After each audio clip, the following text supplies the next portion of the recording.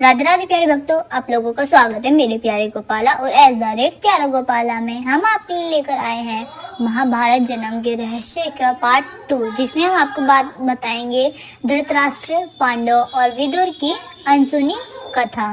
ठीक है, हम यहाँ पे अपनी कहानी शुरू करते हैं। अगर आपको हमारी जो ये वीडियो है और कथा है वो अच्छी लगे तो लाइक, कमेंट, शेयर, सब्सक्राइब जरूर करें और शेयर करना बिल्कुल ना भूलें। राधे राधे प्यारे भक्तों। जो कि अगला जन्म होता है वो जन्म होता है धृतराष्ट्र का, फिर पांडवों का, फिर विदुर का। अब पूरी कथा यह दिखाएगी कि निगुण की एक प्रक्रिया ने किसे जो है वो संपूर्ण आवर्ती के इतिहास की दिशा जो है वो बदल दी। सत्यवती जब राजा शंतनु के साथ रानी बनकर हस्तिनापुर आई, तब भीष्म ने अपनी भयंकर प्रतिज्ञा अजन्म ब्रह्मचार्य और संयम त्यागने के कारण हस्तिनापुर ने जो भीष्म थे उन्होंने सत्यवती को जो है गर्भ से आने वाले पुत्रों की सौंप दी। और कुछ समय बाद हस्तिनापुर के राजमहल में पहली बार सत्यवती की गोद में एक तेजस्वी बालक ने जन्म लिया, जिसका नाम रखा गया चित्रांगद। ठीक है, उसका जन्म उतनी ही उज्जवल था जितना कि कोई सूर्यदेव का हो। और जब वह कुछ वर्षों का हुआ तभी सत्यवती ने दूसरे पुत्र को जन्म दिया, जिसका नाम जो है वो रखा गया था चित्रवीर्य। जो चित्रवीर्य था, उसका जो जन्म था वो एक ऐसी छाया से हुआ था जहां सत्य का भार, भीष्म की प्रतिज्ञा और करु वंश की पूरी जो है आशाएं थी उसके छोटे से जन्म पर टिकी थी। क्योंकि भीष्म ने जीवन भर विवाह न करने की प्रतिज्ञा ली थी, इसलिए सत्यवती जानती थी कि उसका दूसरा पुत्र ही भविष्य में राजा बनेगा और उसी से कुरुवंश जो है वो आगे बढ़ेगा। चित्रवीर जो है के जन्म के जो पूरा समय था वो हस्तिनापुर उत्सव में डूबा हुआ था। महल के बाहर शंख बजा रहे थे और जो ऋषि मुनि जो थे वो वेदों का अनुष्ठान कर रहे थे। और महाराज जो है शंतनु वो गर्व से अपना नवजात जो है पुत्र को देखते हुए बोले, यह आगे चलकर कुरुक साम्राज्य की रक्षक बनेगा।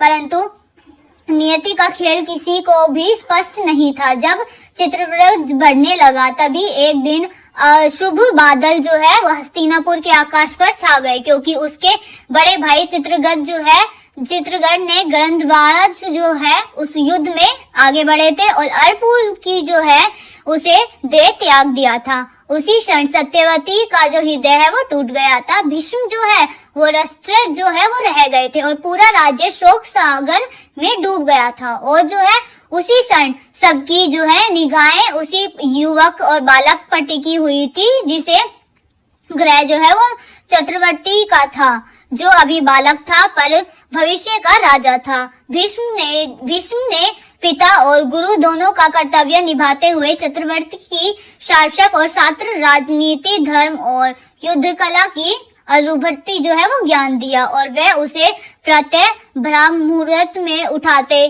खुद धनुष पकड़ना सिखाते और संध्या में वर्तमान के समय राजा संचालन के जो नियम है वो सिखाते। धीरे धीरे वृत्रवीर जो है वो एक सुंदर बालक और वीर युवक जो है वो बन गया। उसी के बाद जो है उनके चेहरे पर तेज था और जो व्यवहार था वो भी बहुत अच्छा था।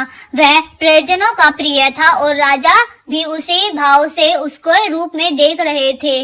वर्षों बाद जब वह युवक जो है वो भीष्म ने अपने कर्तव्य के अनुसार करिश राज की जो है वो 3 राजकन्या थी, अंबिका और अंबालिका का स्वयंवर में जाकर अपने जो है वो अतुलित जो बल है उनसे तीनों को जीत लिया और हस्तिनापुर में ले आए।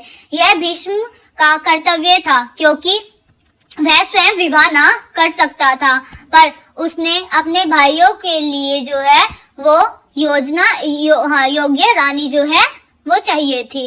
विचित्रवीर की शादी धूमधाम से हुई। पूरा हस्तिनापुर फिर से जीवन से भर गया, पर सत्यवती का हृदय जो है वो एक अनजान भय था।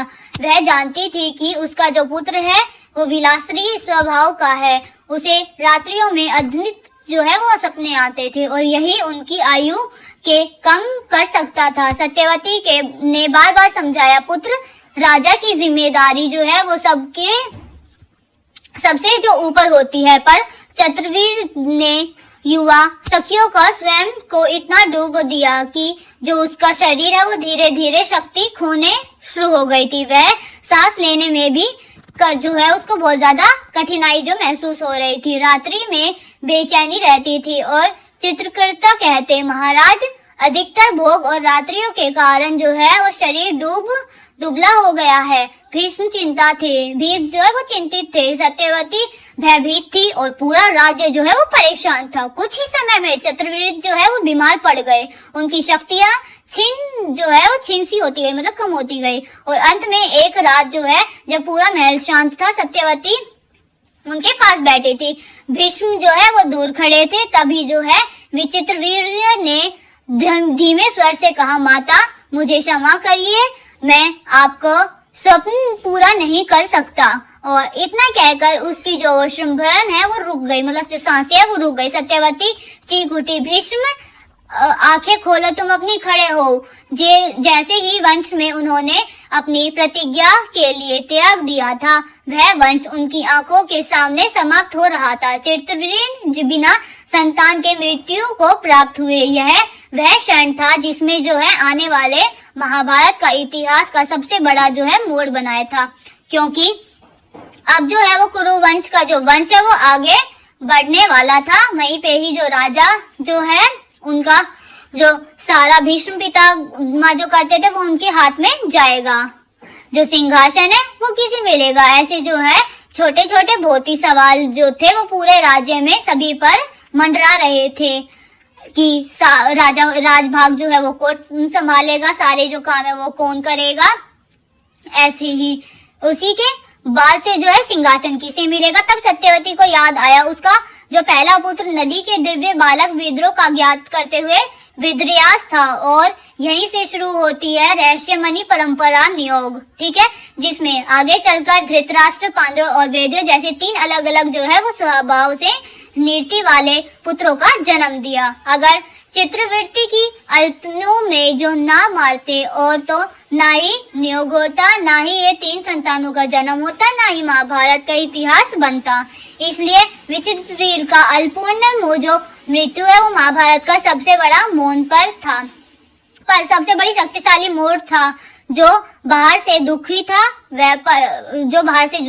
था पर भीतर से इतिहास की सबसे बड़ी तैयारी थी। चित्रवीर जो है उनकी जो अकाल मृत्यु के बाद हस्तिनापुर का जो महल था वो ऐसे ही सन्नाटा भरा हो गया कि मानो समय ही थम गया हो। सत्यवती शोक में डूब गई थी और जो भीष्म की जो प्रतिज्ञा है वो अभिशाप बनकर राज्य में लटक रही थी, क्योंकि बिना उत्तराधिकारी के पूरा जो कुरुक सम्राट है वो संकट में था।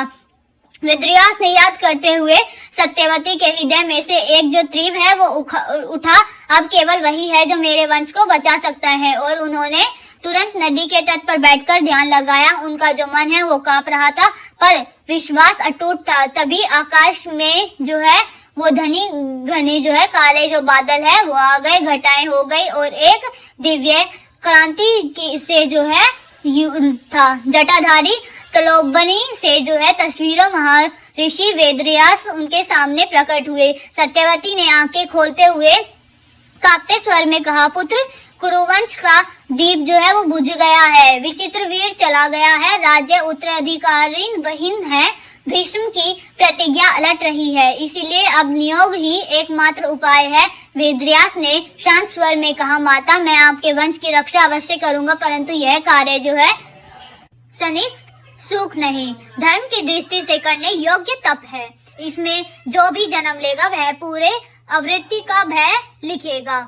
यह सुनकर ही सत्यवती ने अपने दोनों पुत्र विदुर अंबिका और अंबालिका को बुलाया। अंबालिका जो है वो भयभीत थी और अंबालिका कांप रही थी, क्योंकि विद्रयास जो है वो तप, त्याग और साधारण मनुष्य सह नहीं सकता था। पहले दिन सत्यवती ने अंबा को नियोग होते भेजा।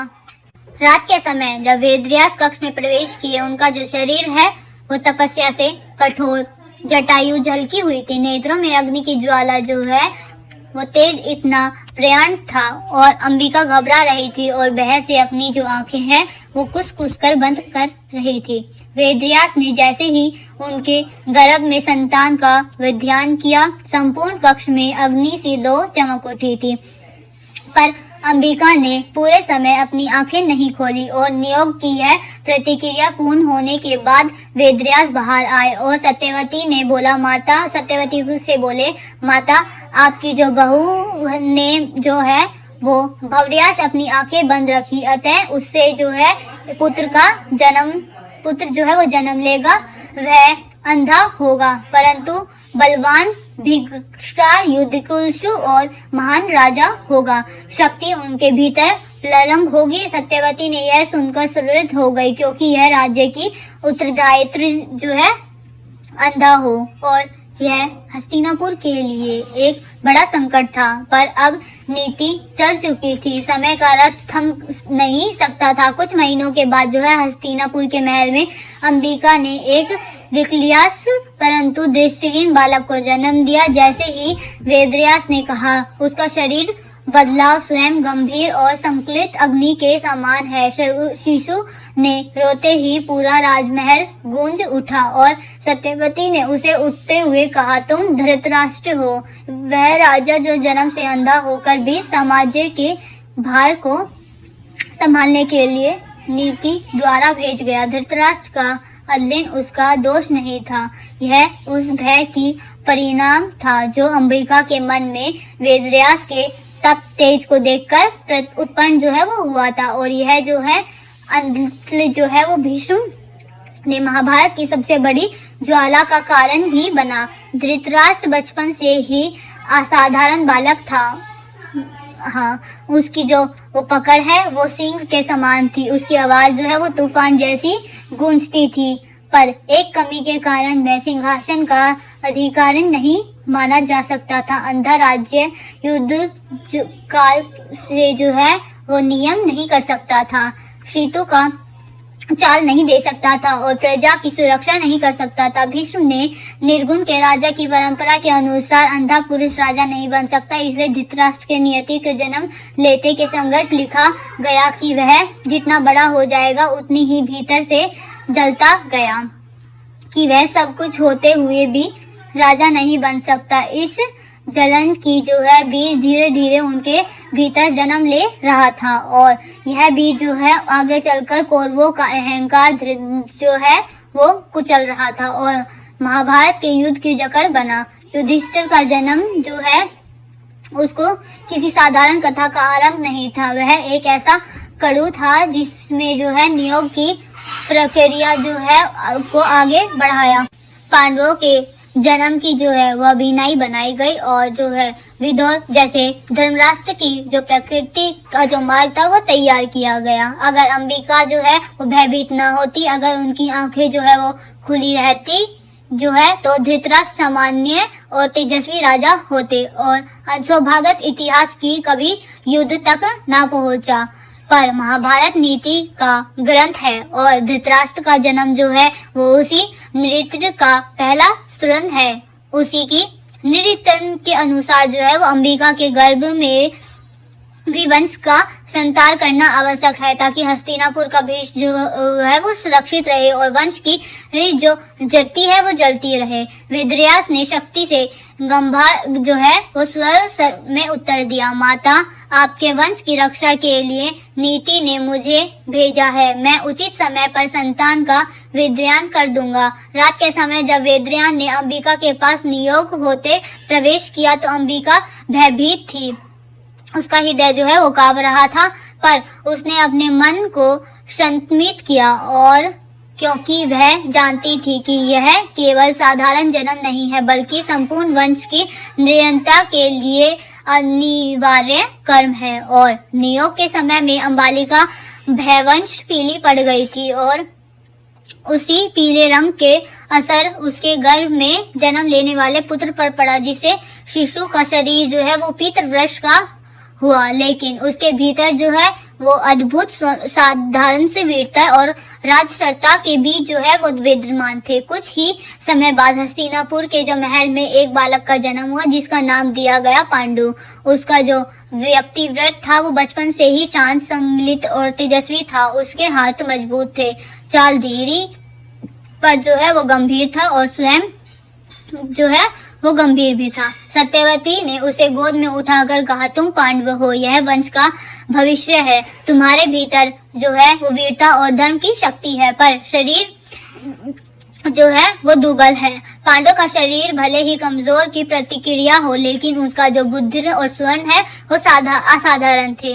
भीष्म ने उसे शांत नीति और युद्ध काल और युद्ध जो राज्यकाज है उसका ज्ञान दिया, और वो जो है वेदव्यास ने उसे वेद और पुराणों का अध्ययन कराया, और सत्यवती ने उसे राजसत्ता के जो महत्व है वो सिखाए और सामंत की रक्षा दी। पांडव का जो व्यक्तित्व है वो संतुलित था और वह क्रोध में नहीं आता था, पर निर्णय लेने के दूरदर्शी था। उसका जो हृदय था वो धर्म और न्याय से भरा हुआ था। यह गुण वही भविष्य में 5 पांडवों का पिता बनने योग्य बनाता था, क्योंकि नियति ने उसे केवल शरीर और स्वयं के लिए नहीं बल्कि महाभारत के जो है ग्रंथ की जो धर्म की रक्षा के लिए भेजा है। पर यदि पांडवों का जन्म न होता तो कौरवों और पांडवों का जो संघर्ष है वो असंभव होता, महाभारत का युद्ध नहीं होता, तो बहुत सारी जो चीजें हैं वो ना होती और धर्म की परंपरा जो है वो अदृश्य की स्थिति ना होती। इसीलिए पांडवों का जन्म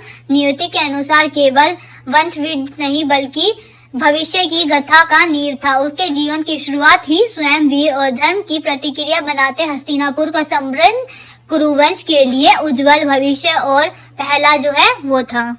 दोस्तों, अब जानते हैं कि विदुर का जन्म की रहस्यमयी कथा। धृतराष्ट्र के जन्म के समय हस्तिनापुर महल में उत्सृंखलता जो है वो और चिंतित महर्षि वातावरण था। अंबिका भयभीत हो गई थी और उसने अपनी आंखें बंद करने नीति के विद्वान की परिक्रमा धृतराष्ट्र को अंधा बनाया था। सत्यवती जब यह देखा कि राज्य की अधिकरण अंधा पड़ा हुआ है तो उसने वेदव्यास से कहा, अब क्या किया जाए। वेदव्यास ने उत्तर दिया, माता, यदि अंबिका को दोबारा नियोग के लिए भेजा जाए तो जो उसका परिणाम है वो सुरक्षित रहेगा। सत्यवती ने अंबिका के जो है वो भेजने की इच्छा जताई, पर अंबिका भयभीत हो गई थी और स्वयं नहीं गई। उसके अपना जो है वो जगह दासी सुतलिका को भेज दिया था। दासी भयभीत थी, पर वेदव्यास जो है उनके आदेश का पालन किया। नियोग की परिक्रमा पूरी हुई और दासी जो है वो गर्भवती हो गई थी। यह सामान्य रंग और शरीर का था और जो है उसका जो व्यक्तित्व है वो धर्म, विक्रयस और नीति की प्रतिक्रिया बनकर उभरा। उसी तरह से नियति के अनुसार एक समय में 3 पुत्र धृतराष्ट्र, पांडव और विदुर इतिहास जो है हस्तिनापुर में जन्मे।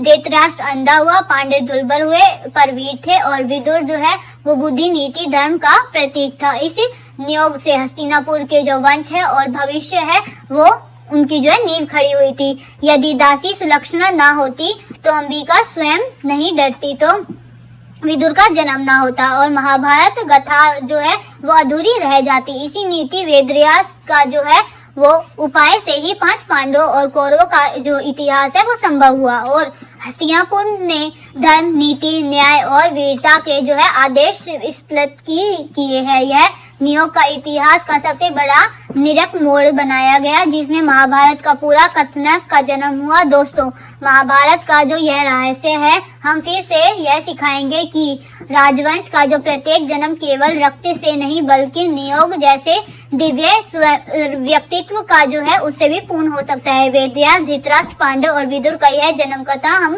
यही समझाती है कि भविष्य जो है वो भाग्य जब अपना मार्ग चुनता है तो वही किसी भी परंपरा, किसी भी बाधा और किसी भी भय से नहीं रुकता। अगर वह गुण जो है कथा से आपको हृदय को छू गई और कोई नई समझ में आई तो कमेंट में लिख देना महाभारत। अगर महाभारत जो है वो अमर है। आपका एक शब्द हमारे भक्ति और ज्ञान की यात्रा को है आगे बढ़ाएगा। धन्यवाद। आपको हमारी वीडियो कैसी लगी कमेंट करके जरूर बताना और हम आशा करते हैं आपको हमारी वीडियो अच्छी लगी होगी। राधे राधे प्यारे भक्तों।